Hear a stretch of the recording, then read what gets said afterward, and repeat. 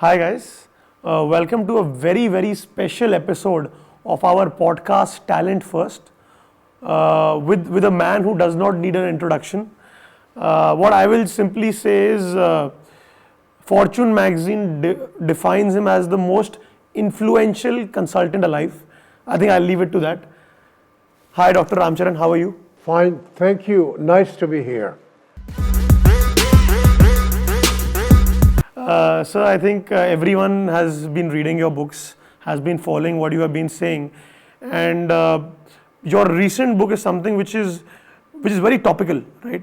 So my first question to you, your book on recession, was this a well-planned move or this was something which just happened? No, thank you very much. First, this is very timely. Okay. How this book came about is that I began to see last December the moves by the Federal Reserve of America that they had announced they're going to increase the interest rates. By 0.75. But more than that, Okay.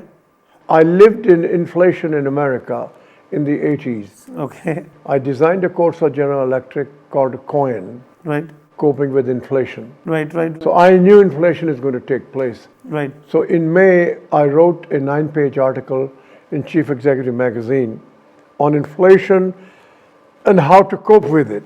Right. And the Chief Executive magazine editor says you ought to write the book. That's how the book came. It's very timely. If I were to publish with a publisher, it would have not been ready. So I've self-published it. Right. So we are able to get between May and end of November, in about 6 months, writing, getting published, and Wow. making it available. That's a pretty good cycle time. I can imagine. So, sir, I think we will get to your book in a bit. Right now, a lot of people that are watching this, these guys, these individuals, these human beings, they are trying to understand who you really are. Because at the top of it, when they see you speak, they get a bit scared.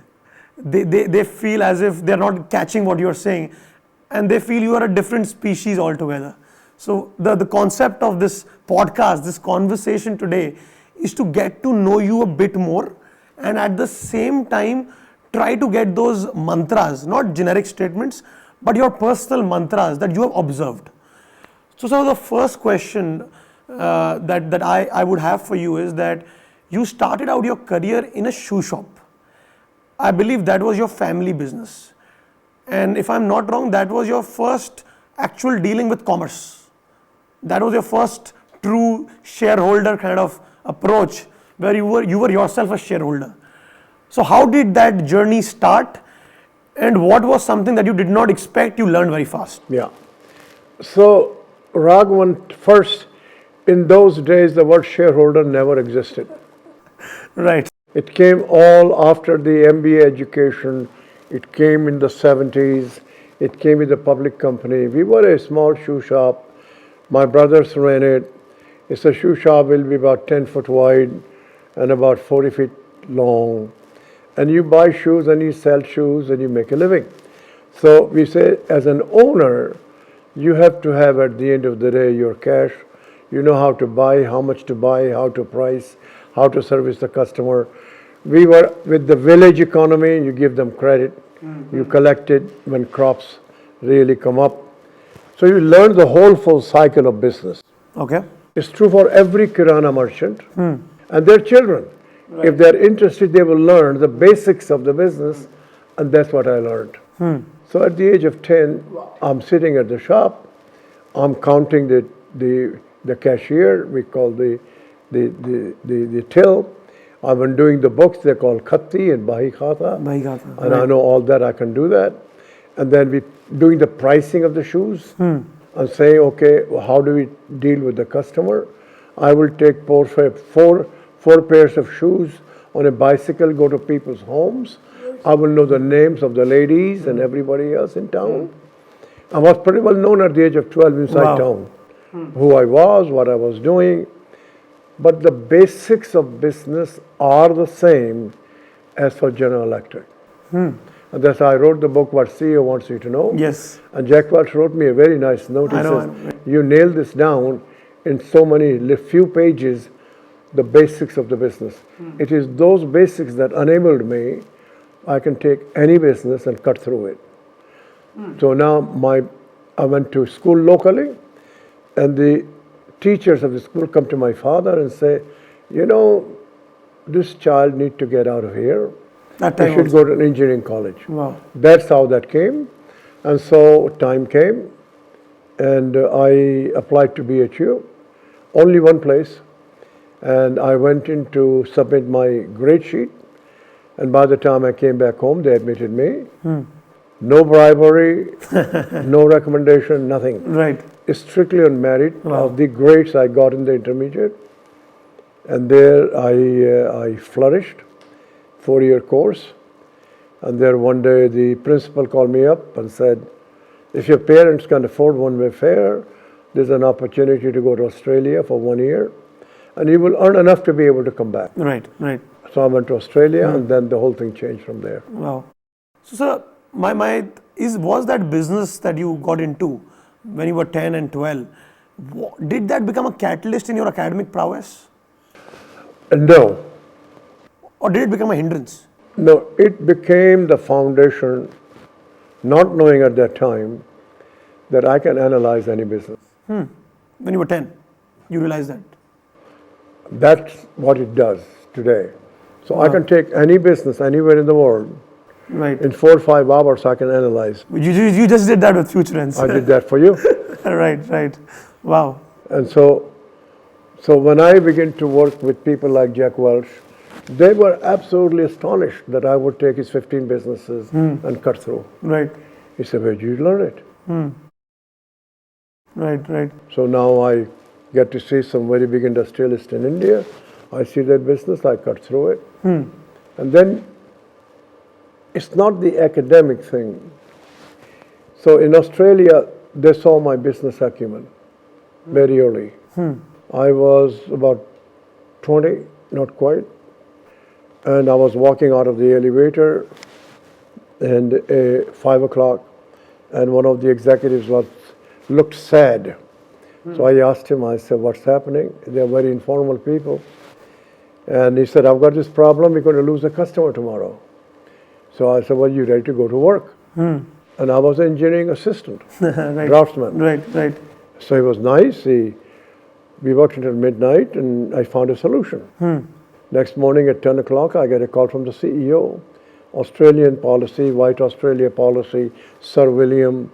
He's very, you get absolutely intimidated. When I went in, and this gentleman was sitting there, and he said, they called me Ram. He said, Ram, you found a solution. I said, well, I don't know, but this might work for you. Right.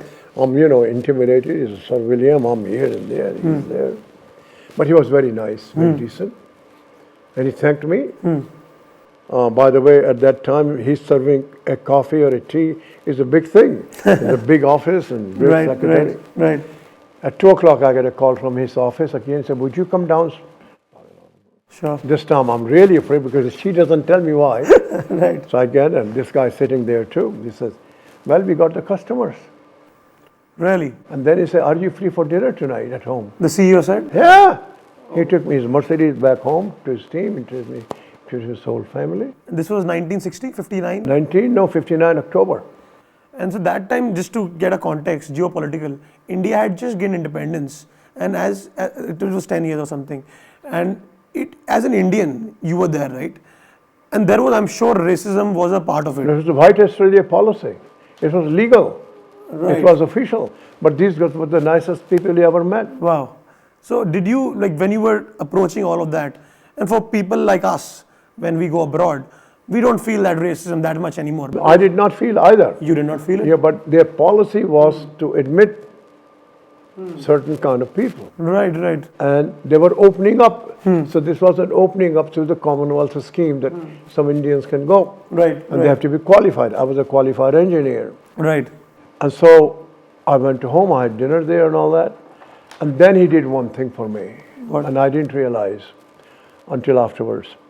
He told his executives that this young man wants to learn a lot of things, teach him. So I could go to any executive, just about any time, Wow. and they will give me the time to teach. Wow. And that was the greatest training. Not academic, very practical. So now I can go into any company, and within 2 days I'll be able to diagnose where the problem is. So I think, sir, my key learning from what you are saying is that even at that time, taking this bit political, that racism was a policy, whatever, but because you were so sure of your craft and you were so focused, people looked through it. No. They are genuinely non-white racial policy people. It was a government policy, Right. which obviously over time, Right. no, but they are genuinely non-racial people. Wow. No question. Amazing.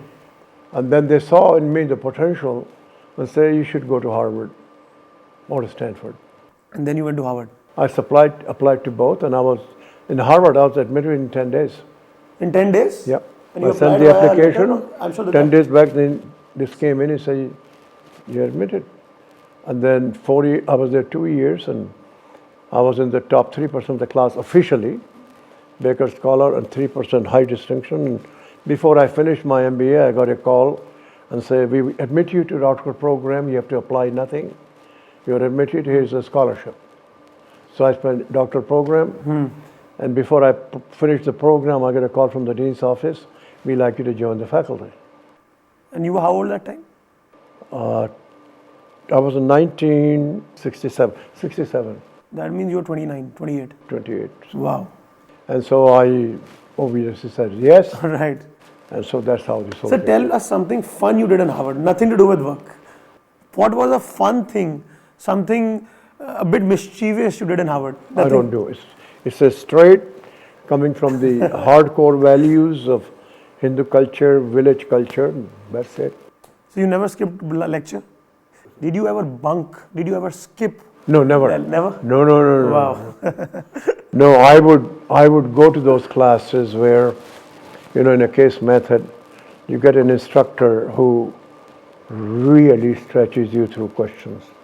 So in my second year, first day, in a business policy class, a professor who was a lawyer in his life asked me, he said, Mr. Charan, start the class.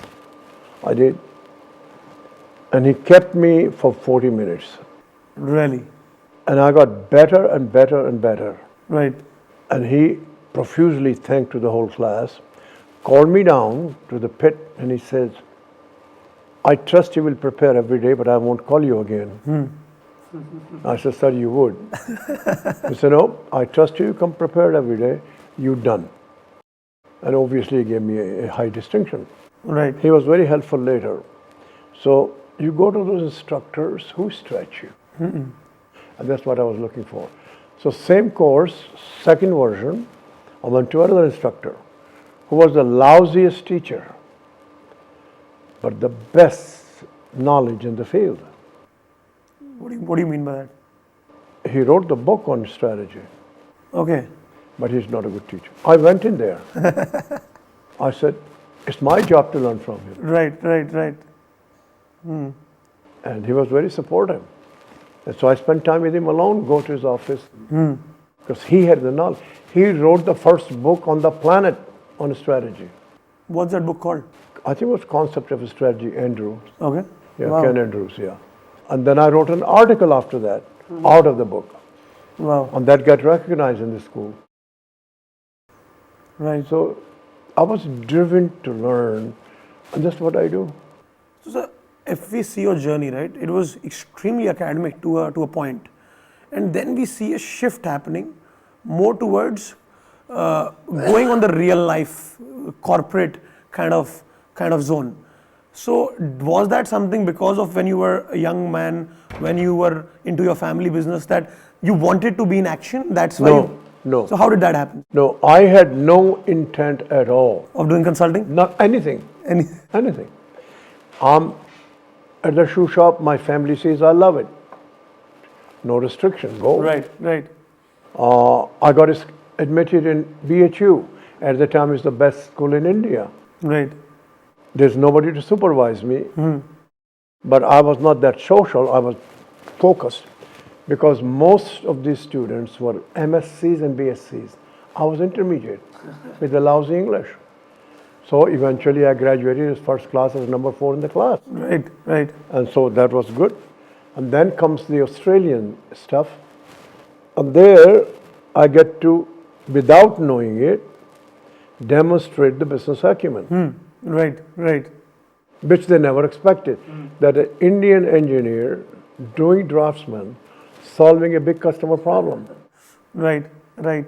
Obviously. That opened for me the learning venues. And your confidence also, right? That also increased. No, I don't think I had much confidence. I don't. Even after that, No. when the CEO called you to the house? No.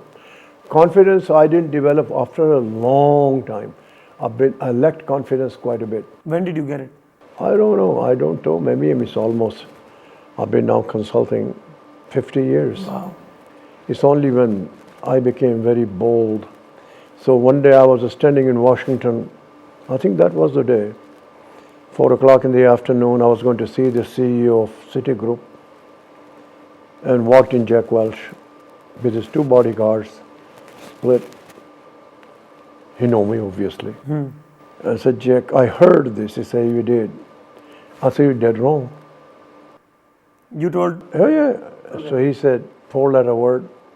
So get into my office Monday morning. You need any help, I'll send you a plane, so on and so. So 8 o'clock I showed up. Glass is hanging. So get some fruit, sit down. There are 4 executive VPs sitting there, I know all of them. And he says, tell them what you told me at the hangar. Zero working capital? No. That was the difference? No, that's different. It's different. I said, I told you that you're wrong, dead wrong. He said, thank you. You said on his face? Yeah. I said, and he makes me repeat to these 4 executive VPs. Wow. He said, tell them what you told me at the hangar.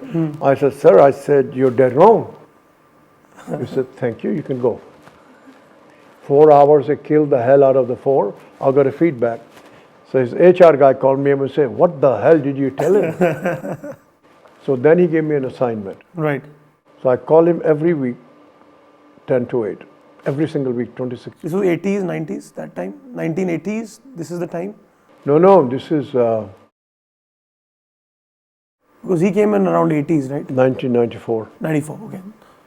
And he... At his peak. That was his... GE was like the 4th most valued company or some... And so I worked for 6 months. One day he calls me up and he says, I have changed my decision and I love you, and put the phone down. I got him to change his decision. Wow. So those were the days that, the confidence... Then I began to confidence because I did something useful to him. Right.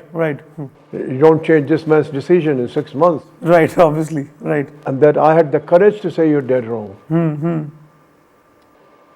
Then I began to say maybe I'm doing some things right. Did that confidence ever go wrong? Like these guys have a lot of ego. No, I don't go in any assignment with confidence. Okay. Never. Never? Because the reason is I don't know many things.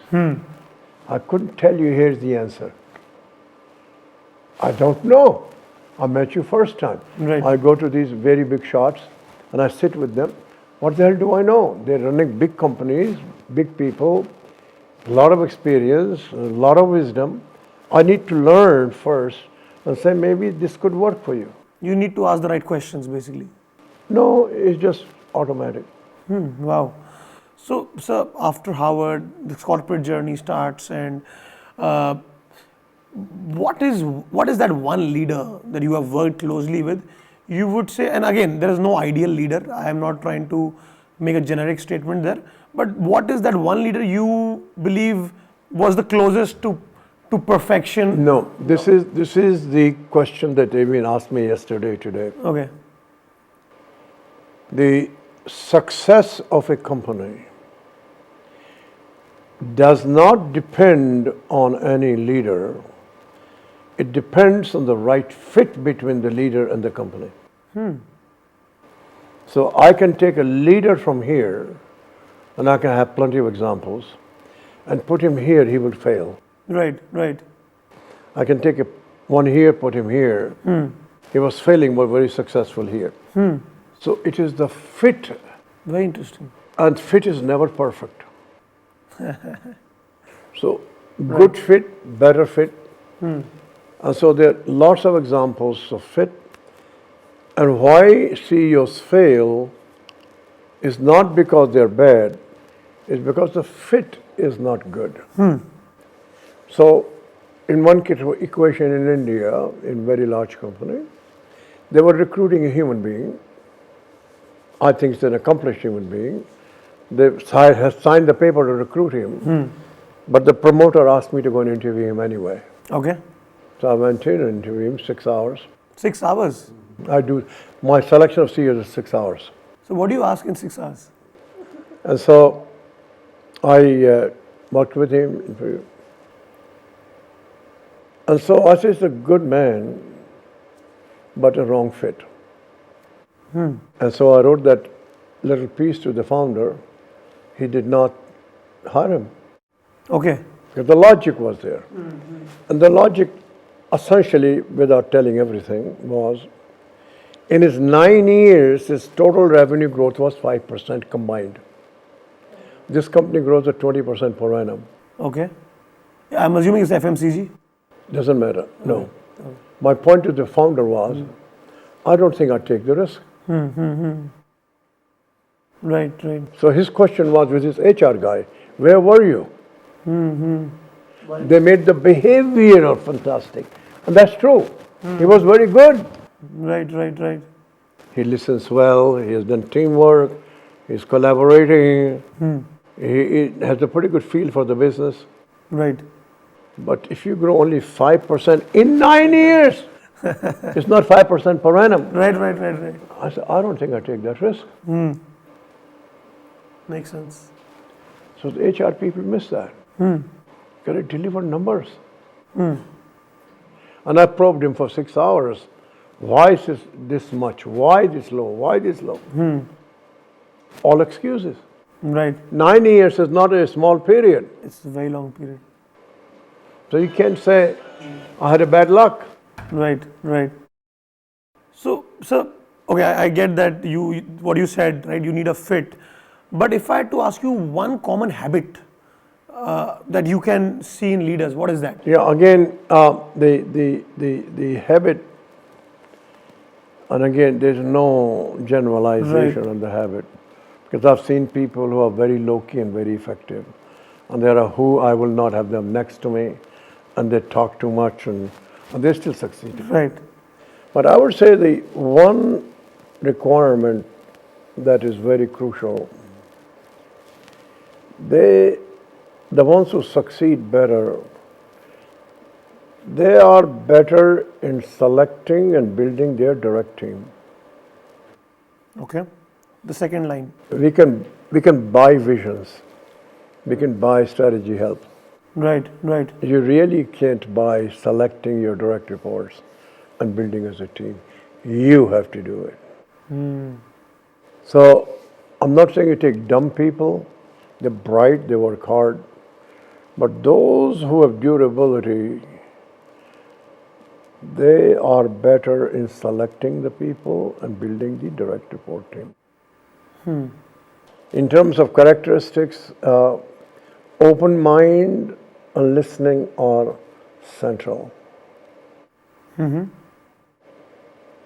The idea, I know it everything, is a disaster. And then these people are incessant learners. Really? Extraordinary. At that level also? Yeah, I mean, I go to the companies, and sometimes they let me sit down with people in the cafeteria. Otherwise, they serve great food. Yeah. And I said, I just want to sit down. The cafeteria executives, Right, right, right. they know who I am. Obviously. So I say, tell me in the last month, what did you read? Relevant to your Work. executive work.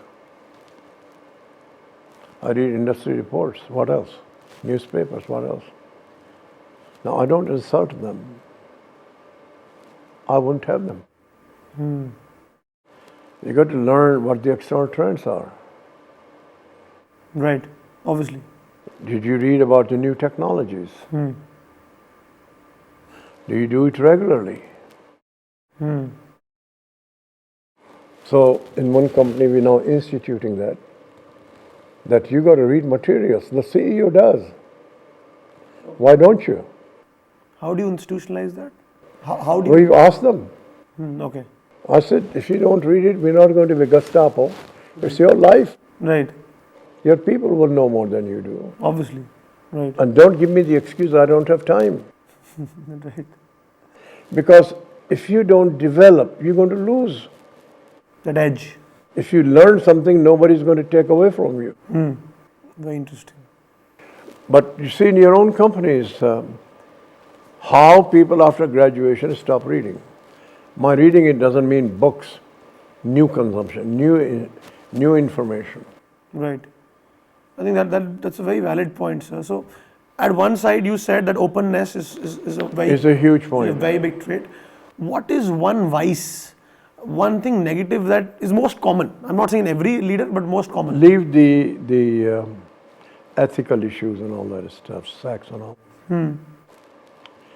The vice is, I know everything. That's the vice. Right. The mindset that I know everything is a disaster. Very interesting. No person will know everything. Obviously. Right. So, sir, you have said this very interesting theory, age of discontinuity, and you talk about Tesla, about iPhone. For a layman who does not understand business that well, Yeah. could you help us out with that? Yeah. Let's go to the largest population of CEOs. Okay. Who are they? They are, as in like where they're from, or? They are these street vendors. Okay. Right. In the world. And they are the largest population of business acumen. No degrees, no videos, but they are the quintessential. So when I get some time, and I mean almost weekly, I go to the streets. In the US also? Anywhere. Okay. I was in, where was I recently? And so I had an hour in the evening. I went to the street, go around, see. Do you understand golgappe? Yeah, obviously. You know those? Yeah. So I spent 15 minutes. This man has golgappe hanging. He's got a little stand there. He obviously brings them. And there's a good number of people buying. He does his stuff. Right. I'm watching. And I'm saying, it's about 5 o'clock in the evening. It's not, sun is not fully set yet, but you know this. This is very recent.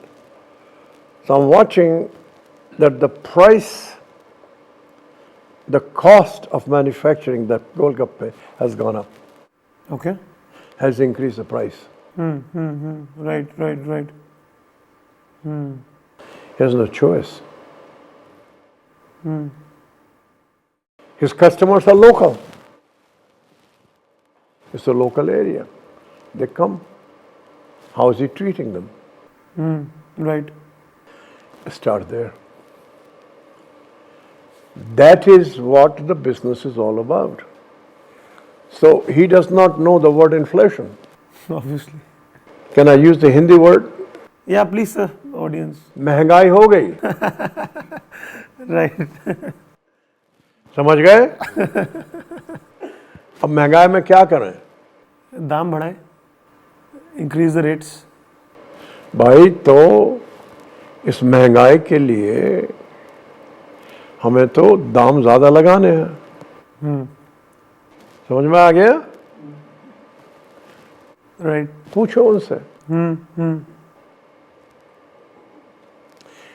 उसमें एक खास बात है. जी. अगर वो 50 रुपए के 4 देता था, वो कभी जब महंगाई ज़्यादा बढ़ गई 50 रुपए की 3 कभी नहीं देगा. वो रेट बढ़ाएगा. वो 7-70 करे फिर भी 4 देगा. जी. Big companies, chocolate, छोटा कर 1986, देती हैं. they cut the chocolate. He will never do that. वो कभी नहीं करेगा. Very interesting insight. ये बिजनेस है, उसको तमीज है उसकी, थोड़ी तहजीब है उसकी. कहीं भी नहीं, वो पढ़ते नहीं, कुछ नहीं. 7 दिन, 7 days a week. So if you want to learn business, you go there. Wow. And the second is a kirana merchant. They have to do the same thing. More complex, Obviously, more permutations and combinations. more SKUs, Right, that's why. more variety. They don't know, but they do it intuitively. That math happens there. They learn, they do intuitively. How much to buy, when to buy, how would you price it, and building credibility with the customer, because the customer is totally local. Right. So people who are on the street vendor who sell fruit, they go to mohallas. Understand mohalla? Yeah. Locality. We call that beat. Yeah. So you will find, if you watch it carefully, they will give more generous amount of fruit and better to the children than to the adults. Children go and tell the parents, and you build a trust. Right. That's true. But nobody taught them to do so. It's just inside. Like, ठीक है? it's a reflex action. Right. Right. They will do something to the kid. Kid likes them. Right. They build trust. We talk here customer loyalty. As somebody invented at Harvard Business School or somewhere. Look at the customer loyalty of this thing for 1,000 years. Right.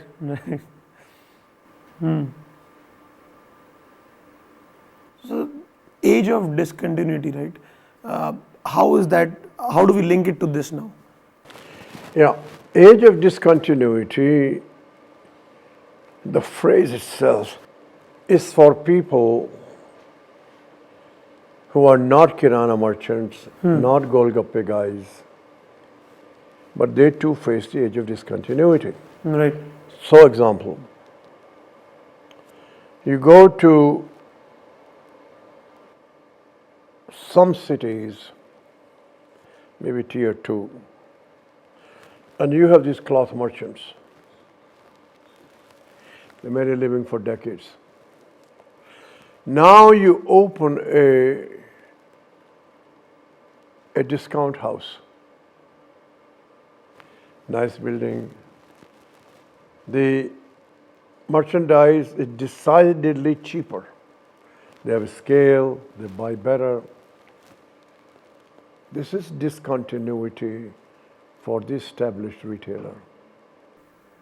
Like disruption, basically. Is that? That's correct. Point is, they don't use these words. Right. They're now saying, how do I cope with it? They don't say there's a scale advantage. They don't know what they're talking. Obviously. And they're saying, well, this is the year, but their price is real, merchandise is good here. What's going to happen to us? And they get badly affected. Right. The smart ones move the shop. Move the shop. They go somewhere else. The customer will come here but not come there, but it still comes there. And their trusted customers will go there. Yeah. Or they let the discount guy sell this half price, but they have something to the villager like credit. Bhai khatas and that. Right. They're smart business wise. Otherwise, how could they live? Obviously. Right. Very interesting. So we're saying that mehangai to badhegi is a way of the age of discontinuity. Or we're going to have new kind of competitors coming in. What would I do? Very interesting. In my town, up to 1947, shoe shops were run only by Muslims. And why was that? Just like that? Cows, all that stuff. Oh, okay, leather and all that. Right. So my father and uncle decided to go into shoe business. The first question was, we don't know anything about it. This was UP, very communal. UPM. Very communal. And so my father said, was totally illiterate, both of them, they can't write and can't read. Right. I never forget it. ग्राहक आपको सब समझा देगा. The customer will teach you everything. Right. That's what we did. The discontinuity came. These Hindu guys put a shop in 1 year. They produced 1 lakh of sales. 1947, 1 lakh is a ton of money. Crores today. And the sales of the Muslims suffered. That's discontinuity. We didn't know what the hell we were doing. Yeah. Now you, in retrospect, you can. Now I look at it. Right. In 1 year, from 0 to 1 lakh of rupees, if you convert into today's rupees, you should convert minimum 80 lakhs. Obviously. Right. That's pretty good It's pretty good. in a town. Wow. So the discontinuity is a cycle of life then? Not cycle, continuous discontinuity. Continuous discontinuity. The cyclicality is cycle of life. Very interesting. It comes back. This one is not going to ever come back. Right. So now taking to your new book that you've written, what you say and what I have seen is that whenever such times come, uncertainty comes, the more information you grasp, the higher probability you have of finding something new. And that's what you said during the COVID-19 virus. And we saw how that played out. The companies who did that, they made enormous amounts of gains. Coming to this new age recession that we are talking about, why do you see that happening? And you obviously explained it a bit. And the question everyone will ask you, where does the world go from now, from here? The world will continue to change. It will change at an accelerated pace. So you don't look back, old days will come back. They won't. No. Don't do that. That contaminates your psychology. No look backwards for that. You say, I've got to continue to stick my finger in the air. What's new? What's changing? How do I find it? What am I picking up? That's the mentality. And time marches on. Future does not come from some years ahead to today. It is human beings who create the future other than natural disasters. So you say, who are the human beings who are driving the future? Right. Learn about them. Technologies themselves don't change the future. Human beings who nurture technologies and use them change the future. Who are these? You have examples of Steve Jobs. He took older technologies and changed the future. Yeah, he took hold. There are many others who have done that. You can argue Tesla took old technology and new ones. He changed the future. True. He actually grabbed the future from somebody else and changed the future because the Tesla car was not built by him. Yeah, he's not the founder. He bought the company. He did not, no. He did not build the car. They ran out of cash and he picked it up. Yeah. He came in as the chairman and eventually acquired the whole thing out. They went, before him, they went to the CEO of General Motors, Rick Wagner. He spent 3-4 hours. He didn't get it. 2003-4, that time? 3-4 hours. Okay, I'm saying this was during 2003-4. Before Tesla, before Elon Musk took it. Right. The founders found a way to go and City Wagner General Motors. I showed him. He didn't get it. He didn't get it. Wow. The CEO of Barnes& Noble went to see Jeff Bezos in 2001. They didn't get it. The CEO of Walmart invited Bezos to his mansion. They spent 2 hours. He didn't get it. At that time, these are nobodies. Right. Netflix is a better story. Blockbuster. That those guys went to see the guy who used to send cassette. Blockbuster, sir. Yeah, that's it, Blockbuster. They threw him out. They threw these two guys out from the Dallas building in about 25 minutes. And he only asked $50 million at that time to sell Netflix. Nothing. Right. They couldn't say it. Right. And we said, there you go. So, sir, like a lot of people that are watching this podcast, they are in this IT industry of India, particularly, and outsourcing is what runs their houses and how they plan the future ahead. A lot of them are entrepreneurs. A lot of them are people who are working in these companies. What we see is whenever recession comes, people try to become more efficient. It sort of makes the overall ecosystem more efficient. And in some ways, you can argue that outsourcing brings in more efficiencies. People can argue. So do you think that the Indian tech outsourcing, that is going to take a beating for good or for bad with the recession coming? I think first you got to say how long the recession will last. We don't know that. So you would. I have told my people I work with, even if I'm wrong, you must plan recession and possibly stagflation, minimum 2 years, up to 3. Really? Even though it comes back, it takes psychology to change. And the cost increase is very significant in India. Right. So I'm saying cumulatively over a 2-year period, not in India but in Europe, will be close to 19%. 19? Yeah, in Europe. It's already running about 11. And what will be the growth rate? 2 years, 11 is right now. Okay. So 2 years combined will be around 19 or so. No, sir, I'm not talking about inflation. I'm talking about growth rate. Yeah, inflation will be 19, so combined. Think of 2 years or 3 years. Right.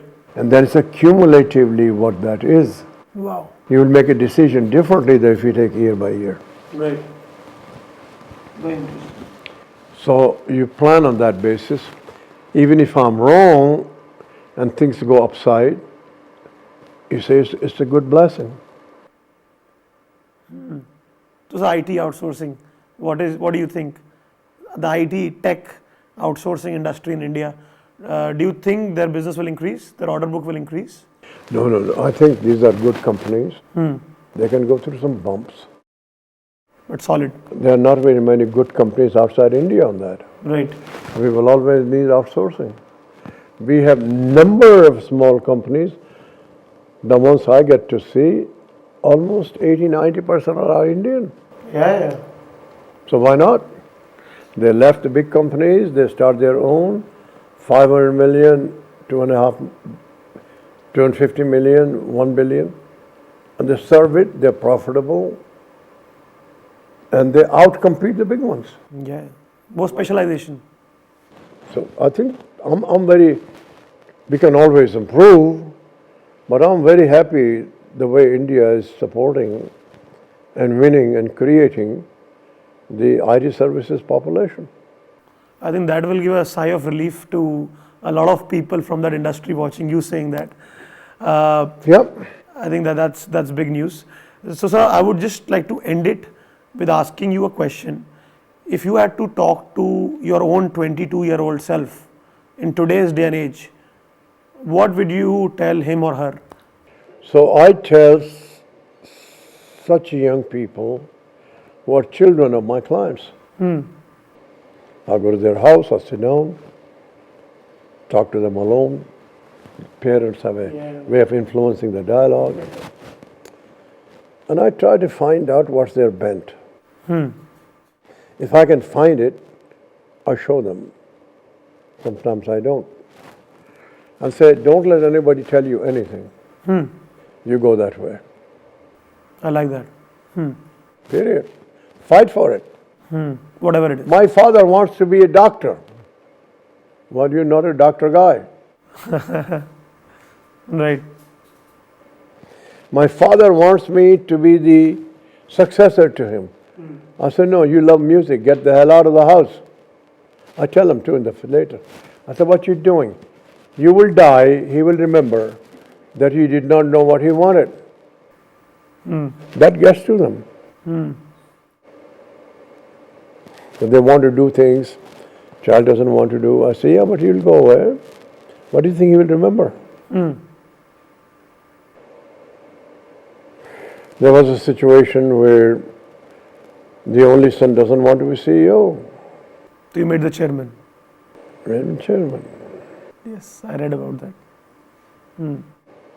But that was a lot of a struggle for the father to come to that conclusion. That I have number of them in America where the son is estranged from the father.